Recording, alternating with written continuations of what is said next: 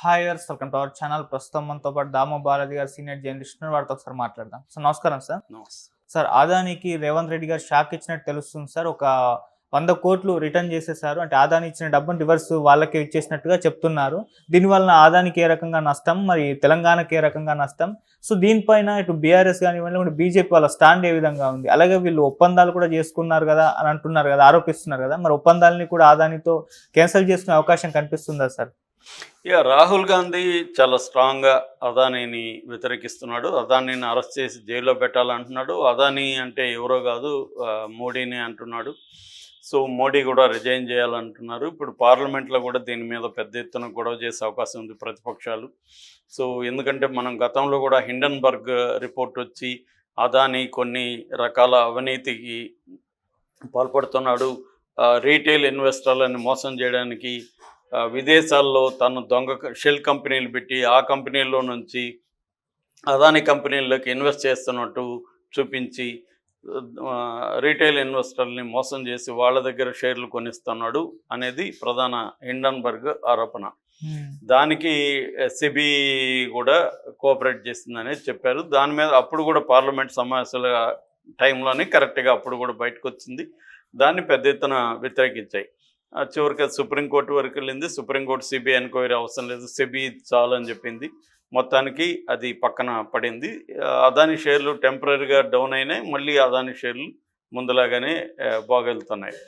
అయితే ఇప్పుడు మళ్ళీ కరెక్ట్గా పార్లమెంట్ సెషన్లు స్టార్ట్ అవ్వడానికి ముందు అమెరికాలో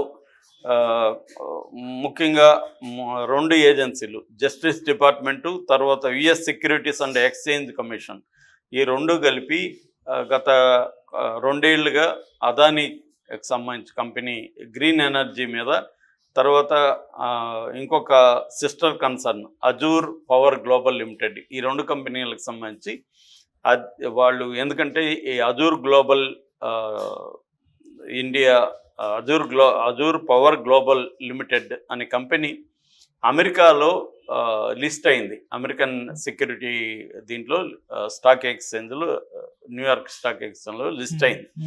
లిస్ట్ అయిన అమెరికన్ కంపెనీస్ విదేశాల్లో ఫ్రాడ్కి కానీ లేకపోతే బ్రైబరీకి కానీ పాల్గొంటే అది నేరమని అమెరికాలో ఉండే ఫారిన్ కరప్ట్ ప్రాక్టీసెస్ యాక్ట్ అనేది చెప్తుందన్నమాట.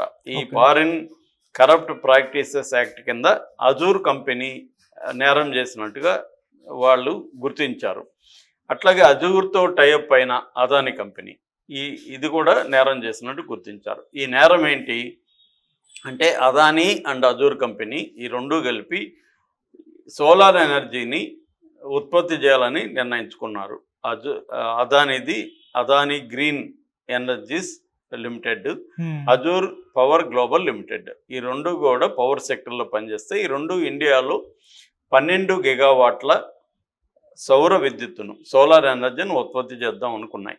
అయితే ఇండియాలో ఉండే రూల్ ఏంటి, ఇక్కడ సోలార్ ఎనర్జీ కార్పొరేషన్, సెకీ అంటారు, ఈ సెకీ అనేది ఒక మీడియేటర్ లాగా పనిచేస్తుంది. ఎవరైనా ప్రైవేట్ ఉత్పత్తిదారులు సోలార్ ఎనర్జీని ఉత్పత్తి చేస్తే తాము కొంటారు, తాము దాన్ని మళ్ళీ రాష్ట్రాలకు అమ్ముతారు. సో ఇప్పుడు అదాని ఈ సెకీని అప్రోచ్ అయ్యాడు. ఇట్లాగా మేము 12, నేను ఒక అదాని గ్రీన్స్ తరపున ఈ 8, తర్వాత అజూర్ తరపున 4, మొత్తం 12 గిగావాట్లు ప్రొడ్యూస్ చేసి మీకు అమ్ముతామంటే, వీళ్ళు కోట్ చేశారు కదా ఇంతకు అమ్ముతామని, ఈ రేట్లకు స్టేట్లు కొంటారనేది సెకీ విచారించింది. ఎవరు కూడా, ఏ స్టేట్ కూడా ముందుకు రాలేదు. దాంతో అదానికి వాళ్ళు ఏం చెప్పారంటే, మేము నీ దగ్గర కొనలేము, ఎందుకంటే స్టేట్స్ కొనలేవు. అప్పుడు అదాని ఏం ప్లాన్ చేస్తాడు, స్టేట్స్ని కానీ ఒప్పిస్తే కొనడానికి వీళ్ళు మన దగ్గర కొంటారు, మనకి దాదాపు 2 లక్షల కోట్ల లాభం వస్తుంది అని చెప్పి ఏం చేశారంటే, జగన్ని పట్టుకొని జగన్కి 1750 కోట్లు ఇచ్చి, జగన్తో పాటు ఇంకొక 3 రాష్ట్రాలు, ఒక కేంద్రపాలిత ప్రాంతం, అంటే ఒరిస్సా, తమిళనాడు, ఛత్తీస్గఢ్, ఈ 3 రాష్ట్రాలు, కేంద్రపాలిత ప్రాంతం అప్పుడు జమ్మూ అండ్ కాశ్మీర్, ఈ 4టికి లంచం ఇచ్చినట్టుగా ఈ అమెరికన్ ఏజెన్సీస్ ఆరోపించాయి.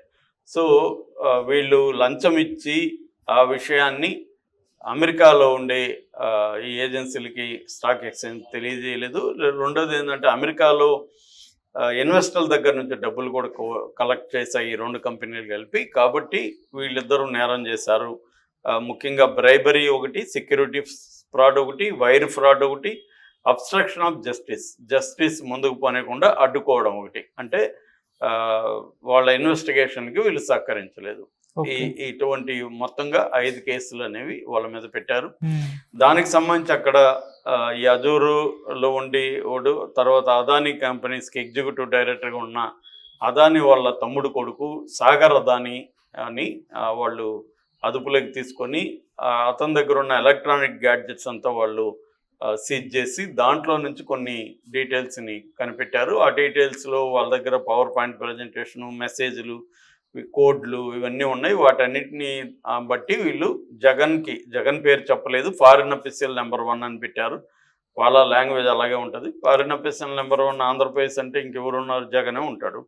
సో ఎందుకంటే 2019 నుంచి 23 వరకు ఉన్న ప్రభుత్వం కాబట్టి జగన్కి 1750 కోట్లు ఇచ్చారు. జగన్ దానికి 7 గిగావాట్ల విద్యుత్తును జగన్ కొనుగోలు చేస్తున్నట్టు సోలార్ ఎనర్జీ కార్పొరేషన్కి ఒప్పందం 25 ఏళ్ళకి ఒప్పందం కుదుర్చుకున్నారు.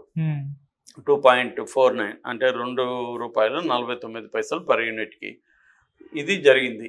సో దీని మీద వాళ్ళు కేసులు పెట్టారు. ఇప్పుడు ఏమైంది, కాంగ్రెస్ ప్రభుత్వం కాంగ్రెస్ పార్టీ ఇమ్మీడియట్గా రాహుల్ గాంధీ అరెస్ట్ చేశారు. అప్పుడు రాహుల్ గాంధీకి ఎదురైన ప్రశ్న ఏంటి, సరే బాగానే ఉంది, మీరు అదాన్ని వ్యతిరేకిస్తున్నారు అమెరికా చెప్పిందని, కానీ మరి అదానీ దగ్గర పెట్టుబడులు పెట్టించుకోవడానికి రాహుల్ గాంధీ ఎందుకు ట్రై చేస్తున్నాడు? అదానీ ఇస్తున్న 100 కోట్లు అదానీ విరాళంగా యంగ్ ఇండియా స్కిల్ యూనివర్సిటీకి తెలంగాణలో ఇస్తున్నారు కదా, మీ కాంగ్రెస్ పార్టీ ఎందుకు తీసుకుంటుందని రాహుల్ గాంధీకి మీడియా ప్రశ్నలు కానీ, ఇటు బీజేపీ వాళ్ళు కానీ, ఇక్కడైతే బీఆర్ఎస్ వాళ్ళు కానీ తీవ్రమైన ప్రశ్నలు, వ్యతిరేకత రాహుల్ గాంధీకి వచ్చింది. ఈ ఓవరాల్ ఇష్యూలో రాహుల్ గాంధీకి వ్యతిరేకత వచ్చింది. ఎందుకంటే జనాలకి అందరికి కూడా ఉండేది ఏంటంటే, ఇక్కడ అదాని బ్రైబ్ ఇస్తే అమెరికా వాడికి ఏం సంబంధం, మన ఇంటర్నల్ విషయాల్లో అమెరికా కలుగు చేసుకోవడానికి ఎవరు అన్న ఒక ప్రశ్న కూడా వచ్చింది. బీజేపీ దీన్ని జాగ్రత్తగా క్యాష్ చేసుకుంది. బీజేపీకి స్ట్రాంగ్ మీడియా ఉంది కాబట్టి అదాని మీద అటాక్ అంటే ఇండియా మీద అటాక్ అన్నట్టుగా దీన్ని చేసింది. అట్లాగే అక్కడ బైడెన్కి ట్రంప్కు పడదు కాబట్టి పోయేటప్పుడు ట్రంప్ ఇలాగా అదాని మీద ఒత్తిడి తెస్తున్నానని ఇంకొక ఆర్గ్యుమెంటు. రెండోది డీప్ స్టేట్ అంటే అమెరికాలో ఉండే కార్పొరేట్ సంస్థలు కావచ్చు, మిలిటరీ సంస్థలు కావచ్చు, ప్రైవేటువి, ఈ ప్రైవేటు వాళ్ళందరూ కలిసి ఒక డీప్ స్టేట్ లాగా ఫామ్ అయ్యి వాళ్ళు అదాని ప్రపంచవ్యాప్తంగా అనేక దేశాల్లో విస్తరిస్తున్నాడు. ఇటు ఫ్రాన్స్లో, ఇటు కాంగోలో, ఇటు కెన్యాలో, తర్వాత శ్రీలంకలో, బంగ్లాదేశ్లో ఇలాగ అనేక దేశాల్లో తన వ్యాపారాలని, పోర్టుల్ని, పవర్ని సెక్టర్స్లో విస్తరిస్తున్నాడు. కాబట్టి అతన్ని దెబ్బ కొట్టకపోతే మన ఇంట్రెస్ట్లు ఇబ్బంది అవుతాయనేది అమెరికాలో ఉండే కార్పొరేట్ సంస్థలు ఇవి కలిసి కుట్ర చేసి ప్లాన్ చేసాయి అనేది BJP and media argument. So ఇది జనాలకి కన్విన్స్ అవుతున్నారు. ఎందుకంటే ఇప్పుడు గ్లోబల్ జియో పాలిటిక్స్లు ఇవన్నీ మామూలు కాబట్టి అది కూడా వాస్తవమే కదా. ఇక్కడ అదాని జగన్కి బ్రైబ్ ఇస్తే అమెరికా వాడికి ఏం సంబంధం అన్న ఆర్గ్యుమెంట్కి అయితే బలం వచ్చింది. ఈ కాంటెక్స్ట్లో రాహుల్ గాంధీకి అంత బలం రాలేదు, సపోర్ట్ రాలేదు, పైగా విమర్శలు వచ్చాయి. నువ్వేమో ఒక పక్క ఇది చెప్తావు, అదే హరీష్ రావు ఉన్నాడు, ఢిల్లీలో ఏమో ఆయన చెప్తాడు, గల్లీలో అయినా తీసుకుంటాడు అని. సో అందుకని ఇప్పుడు రేవంత్ రెడ్డి ఏం చేయాల్సి వచ్చింది, ఆ 100 కోట్ల విరాళం ఈ యంగ్ ఇండియా స్కిల్ యూనివర్సిటీకి ఇచ్చిన 100 కోట్లని నేను రిటర్న్ తీసుకోమని వాళ్ళకి రాశానని చెప్పి అది చూపించాడు. హరీష్ రావు ఏమంటున్నాడు, ఓకే మంచిది ఫైన్, నువ్వు రిటర్న్ ఇచ్చావు, కానీ నువ్వు దావోస్లో ఉన్నప్పుడు అదానితో నువ్వు ఫోటో దిగావు. ఆ ఫోటో దిగినప్పుడు మీ వాళ్ళే రాశారు 12,400 కోట్లు ఒప్పందాలు జరిగినట్టు ఇక్కడ పెట్టుబడులకి సంబంధించి మీరే అనౌన్స్ చేశారు, మరి దాన్ని రద్దు చేస్తారా మీరని ఇతన్ని అడుగుతున్నారు. ఈ విషయంలో బీజేపీ మాత్రం మాట్లాడట్లా. బీజేపీకి ఏంటంటే అదేదంటే కరవమంటే పాము కోపం, కరవమంటే కప్ప కోపం, విడవమంటే పాము కోపం అన్నట్టుగా బీజేపీ ఏం చేస్తుంది, ఇప్పుడు రాహుల్గా ఇక్కడ రేవంత్ రెడ్డిని సపోర్ట్ చేసి చేస్తేమో అదానిని వ్యతిరేకించినట్టు, రేవంత్ రెడ్డిని వ్యతిరేకిస్తేమో బీఆర్ఎస్ తో కుమ్మక్కైనట్టు. అందుకని ప్రజెంట్ అయితే సైలెంట్గా ఉంది. యాక్చువల్గా బీజేపీ అదానీని సపోర్ట్ చేస్తుంది దేశవ్యాప్తంగా. ఇప్పుడు ఈ రేవంత్ రెడ్డి దగ్గర ఆర్గ్యుమెంట్ ఏం లేదు. 12,400 కోట్లు మరి ఎందుకు ఒప్పందాలు ఎందుకు చేసుకోకూడదు అని గట్టిగా మాట్లాడలేడు రేవంత్ రెడ్డి. ఎందుకంటే అవతల రాహుల్ గాంధీ అదానీ ఒక దొంగలాగా మాట్లాడుతున్నాడు. సో అందువల్ల వీళ్ళకి ఇబ్బంది. దీనివల్ల స్టేట్కి నష్టం అంటే ఖచ్చితంగా అదానీ పెట్టుబడులు లేనప్పుడు ఆ మేరకు వీళ్ళకి వేరే వాళ్ళకి తీసుకురాగలగాలి. తీసుకొస్తే నష్టమేం లేదు. ఎందుకంటే ఒక రాష్ట్రంలో వాళ్ళకి కుదరినప్పుడు వేరే రాష్ట్రానికి ఈ కంపెనీలు వెళ్ళిపోవడం అనేది సాధారణమే. ఎందుకంటే వేరే రాష్ట్రం వాళ్ళు అన్ని చూస్తారు. కాకపోతే ఏంటంటే Hyderabad strategically very important place. ఇక్కడ పెట్టుబడులు పెట్టాలని ప్రతి ఒక్కరు అనుకుంటారు.